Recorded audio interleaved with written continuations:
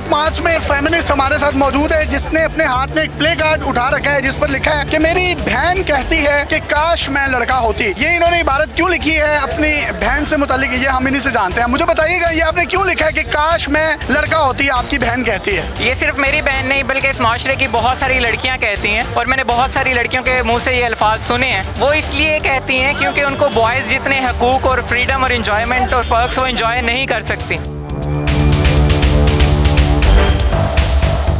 वो इस चीज़ में आके कि काश हम लड़का होती और हम वो सारे पर्क्स और फ्रीडम और इंजॉय कर सकती। इंजॉय से क्या मुराद है? इंजॉय से मुराद उसको एक्सरसाइज करना, एक्सरसाइज कर सकती हैं अपने सारे राइट्स को, अपनी फ्रीडम को। वो एज अ गर्ल हमारी सोसाइटी का माइंडसेट, एक सिक माइंडसेट ऐसा है कि वो इसमें अपनी राइट्स को पूरी तरह एक्सरसाइज नहीं कर सकती। आप दूसरे लफ्जों में ये कह रहे हैं कि आपकी बहन जो है या जो बाकी लड़कियां हैं वो ऑपरेट करवा के अपना जेंडर चेंज करवा सकती हैं। यहाँ पे वर्ड इंपॉर्टेंट है काश। वो क्यों कह रही हैं काश? क्योंकि उनको उनके राइट्स पूरे नहीं मिल रहे। वो ये नहीं कह रही कि वो लड़का बन जाए, वो सिर्फ ये कह रही है कि हमें हमारे पूरे राइट्स दिए जाएं। ये इनडायरेक्ट मीनिंग में बात की गई है।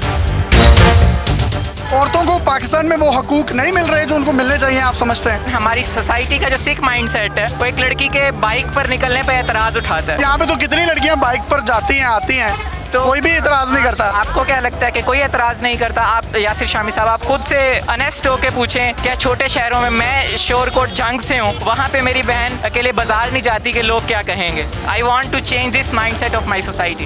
कभी कभी आपका दिल करता है कि आप लड़की बन जाएं? It's irrelevant question ma'am. नहीं, जिस तरीके से एक लड़की कहती है कि काश मैं लड़का होती, आपका दिल करता है कि काश मैं लड़की होती? मुझे सारी फ्रीडम और इंजॉयमेंट मिल रही है तो मैं क्यों कहूँगा?